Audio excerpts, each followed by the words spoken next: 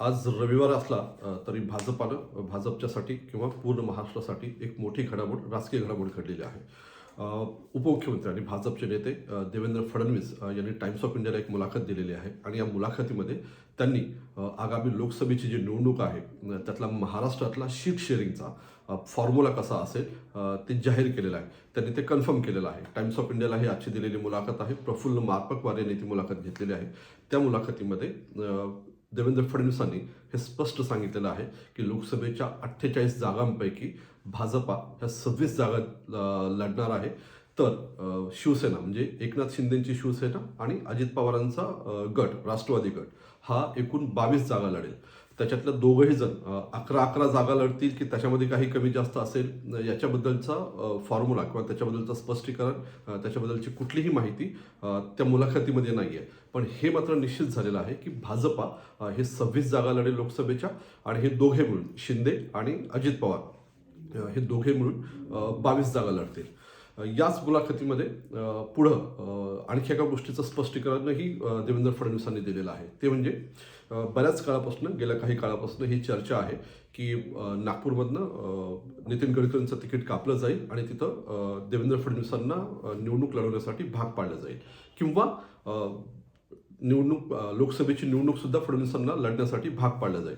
त्याचं कारण असं आहे की राजस्थानमध्ये आणि त्याच्यानंतर मध्य प्रदेशातही विधानसभेच्या निवडणुका लढवण्यासाठी तिथल्या राज्यातले जे मंत्री वगैरे होते, जे केंद्रात होते किंवा जे केंद्रीय मंत्री वगैरे होते, तर त्यांना तिथं भाग पाडलं गेलं का तर तिथली विधानसभा जिंकता यावी म्हणून. तर त्याच्या नेमका उलटा फॉर्म्युला महाराष्ट्रामध्ये लोकसभेला जास्तीत जास्त मोठे नेते कसे उतरवता येईल याचा एक फॉर्म्युल्यावर भाजप विचार करते आणि त्याची चर्चा बऱ्यापैकी आहे. त्याच्यामुळंच फडणवीस सुद्धा लोकसभा निवडणूक लढतील किंवा त्यांना केंद्रात आणलं जाईल अशी जी एक चर्चा होती ती चर्चा थांबवण्याचा प्रयत्न सुद्धा फडणवीसांनी या मुलाखतीमध्ये केलेला दिसतोय. त्याच्यामुळेच ते असं म्हणाले की मी विधानसभेचीच निवडणूक लढवणार आहे. जो त्यांचा पारंपरिक मतदारसंघ आहे नागपूरमधला त्याच जागेवर ती विधानसभेची निवडणूक लढवतील आणि ती लोकसभेची जागा लढणार नाहीत. आता ह्या दोन गोष्टी खूप क्लिअर झालेल्या आहेत की कोण किती जागा लढणार आहे आणि त्याच्यात भाजपचा शेअर काय होता. तुम्ही लक्ष करा 2019ला ज्या जागा भाजपानं लढल्या होत्या त्या जागांची संख्या होती 25 आणि त्याच्यापैकी भाजपनं जिंकलेल्या जागा होत्या 23 आणि 23 जागा शिवसेनेनं म्हणजे उद्धव ठाकरेंची शिवसेना ज्यावेळेस ती फुटलेली नव्हती म्हणजे शिंदे उद्धव ठाकरे हे एकत्र होते त्यावेळेस त्यांनी लोकसभेच्या 23 जागा लढलेल्या होत्या आणि त्याच्यापैकीच्या 18 जागा या शिवसेनेनं जिंकलेल्या होत्या. त्याच्यामुळेच यावेळेस सुद्धा फडणवीसांचा असा दावा आहे त्या मुलाखतीमध्ये त्यांनी असं हे स्पष्ट म्हटलेलं आहे की लोकसभेच्या ज्या एकूण जागा आहेत महाराष्ट्रातल्या त्या आहेत 48 आणि त्या 48 पैकी भाजपा शिवसेना आणि अजित पवार गट म्हणजे महायुती ह्या 40 ते 42 जागा लोकसभेचे ते जिंकतील. तुम्ही हे लक्षात असू द्या की गेल्या काही काळापासून बावनकुळे आणि इतर भाजपचे जे नेते आहेत त्यांचा हा दावा आहे की ते 48 पैकी 45 जागा जिंकतील. पण आजच्या मुलाखतीमध्ये देवेंद्र फडणवीसांनी तो आकडा मात्र खाली येताना दिसतोय आणि त्यांनी हे स्पष्ट सांगितलं की आम्ही 40 ते 42 जागा जिंकू म्हणजे 6 जागा हे त्यांनी इंडिया अलायन्स म्हणा किंवा राष्ट्रवादी काँग्रेस आणि उद्धव ठाकरेंचा गट यांच्या विजयासाठी सोडलेल्या दिसत आहेत. हे झालं लोकसभेच्या संदर्भातलं फडणवीसांनी सांगितलेलं गणित. आता याच्यातला इव्हन हा विजयाचा फॉर्म्युला कसा असेल हेही त्यांनी स्पष्ट केलेलं आहे. त्यांचं असं म्हणणं आहे की नागपूरचं अधिवेशन संपल्याच्या नंतर नागपूरचं हिवाळी अधिवेशन संपल्याच्या नंतर हे तिन्ही गट म्हणजे भाजपा शिवसेना शिंदे गट आणि त्याच्यानंतर अजित पवार गट यांचे सगळे पदाधिकारी हे एकत्र बसतील. एकत्र बसल्याच्या नंतर कुठल्या जागेवर कोण लढणार आहे हे तर आता निश्चित होत आहे. पण त्याच्यातल्या कुठल्या जागा कोण लढणार आहे याच्याबद्दलची स्पष्टता याच्यात नाही. पण म्हणजे कुठल्या लोकसभेच्या जागा कोण लढेल याच्याबद्दलची कुठलीही माहिती त्याच्यात नाही. फक्त फिगर क्लिअर झाले की हे एवढे लढतील आणि हे एवढे लढतील.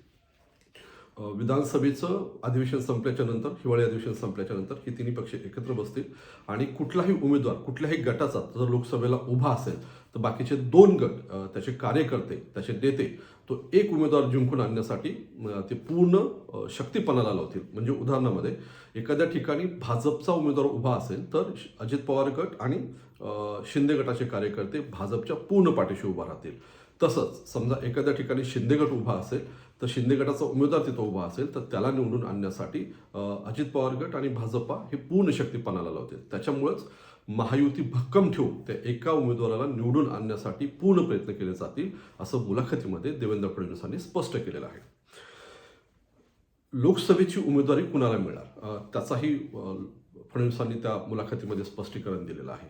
बहुतांश ठिकाणी आपल्याला असं दिसतं की वादे त्याच्यानंतर त्यातल्या त्यात भाजपच्या मध्ये तर असं निश्चित कुणाचंच काही नसतं की हा माणसालाच निवडून उमेदवारी दिली जाईल याची कुठलीच शक्यता नाही. त्याच्यामुळे फडणवीसांनी आत्ता पण हे क्लिअर केलं आहे, ज्याची निवडून येण्याची क्षमता आहे, ज्याचं निवडून येण्याचं मेरिट आहे, त्याच उमेदवाराला उमेदवारी त्या लोकसभेसाठी दिली जाईल. हा एक सिंपल फॉर्म्युला त्यांनी स्पष्टपणे सांगितलेला आहे. ज्याची निवडून येण्याची मेरिट नाही आहे, ज्याची निवडून येण्याची क्षमता नाही, त्यांना उमेदवारी दिली जाणार नसल्याचं फडणवीसांनी सांगितलं आहे. सॉरी, एवढंच नाही तर त्यांनी हेही क्लिअर केलं आहे की त्यांनी एक सर्वे केला आहे आणि त्या सर्वेचा अंदाज त्यांच्यापाशी आहे. कोण कुठून जिंकू शकतो, कोण कुठून निवडून येऊ शकतो हे त्यांच्यापाशी त्या सर्वेतनं एक आकडा आलेला आहे. त्याचा रिपोर्ट त्यांच्यापाशी आहे आणि त्या रिपोर्टच्या आधारावर ह्या सगळे गणितं मांडले जातील. ह्या सगळी माहिती एकत्र केली जाईल आणि त्याच्यानंतरच निर्णय केला जाईल की कुणाला कुठून उमेदवारी द्यायची आणि कुणाला द्यायची, नेमकी कुणाला द्यायची, कुठल्या व्यक्तीला द्यायची, त्यावर हे सगळे निर्णय अवलंबून आहेत. त्याच्यामुळं आजची टाइम्स ऑफ इंडियाची जी मुलाखत आहे फडणवीसांची ती त्याच्यासाठीच महत्त्वाची आहे. दुसरी गोष्ट, त्या मुलाखतीमध्ये मराठा आंदोलन जे आहे आरक्षणासंदर्भातलं, आरक्षण कोट्यासंदर्भातलं ते आंदोलन नेमकं कधी संपेल, काय होईल याच्यावरही त्यांनी भाष्य केलेलं आहे. सगळ्यात महत्त्वाचं म्हणजे लोकसभेच्या निवडणुकीच्या पूर्वी हे सगळं संपून जाईल अशी अपेक्षा किंवा संपवलं जाईल असा एक निर्धार फडणवीसांनी त्या मुलाखतीमध्ये बोलून दाखवलेला आहे. पण सद्यस्थितीत तरी ह्या आजच्या फडणवीसांच्या मुलाखतीतल्या घोषणेनं एक गोष्ट ही निश्चित होते की महायुतीमध्ये आता कुठलाही आणखी एखादा भिडू येईल किंवा मुख्यमंत्री बदलला जाईल, नेतृत्व बदललं जाईल, नवीन नेतृत्वाखाली लोकसभेची निवडणूक लढवली जाईल, त्याची शक्यता सुद्धा फडणवीसांनी आजच्या मुलाखतीमध्ये फेटाळून लावलेली आहे. त्याच्यामुळं ही मुलाखत फडणवीसांची आजची एक खूप महत्त्वाची मुलाखत आहे. ती मुलाखत बघणं गरजेचं आहे, ती वाचणं मुळातूनही गरजेची आहे. एक प्रश्न तरी शिल्लक राहतो या सगळ्यामध्ये. फडणवीस जरी स्वतः असं म्हणाले की मी लोकसभेची निवडणूक लढवणार नाही, तरी या ह्याच्यावर ते ठाम राहतील का आणि पक्षश्रेष्ठी त्यांना ते ठाम राहू देतील का, याच्या मनामध्ये मी दिल्लीत असल्यामुळं इथली जी काही चर्चा आहे त्याच्याबद्दल मला थोडीशी साशंकता आहे.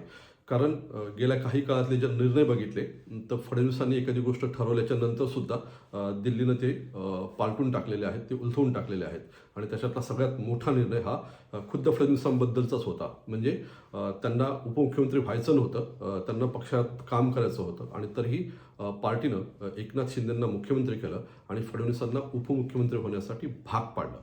त्याच्यामुळं येणाऱ्या लोकसभेला जर पक्षानं त्यांना उतरवलंच तर कदाचित परत लोकसभेच्या निवडणूक लढवण्यासाठी त्यांना उतरवलंच तर कदाचित परत त्यांना ही म्हणण्याची वेळ येऊ शकते की पार्टीचा मी एक सामान्य कार्यकर्ता आहे आणि पार्टीनं दिलेला कुठलाही निर्णय माझ्यासाठी शिरसावंद आहे, त्याच्यामुळे मी ही लोकसभेची निवडणूक लढतोय. त्याच्यामुळं या ह्याच्यामध्ये आणखी काही ट्विस्ट बाकी आहेत, आणखी काही डिटेलिंग्स बाकी आहेत, ते पाहणं औत्सुक्याचं ठरणार आहे.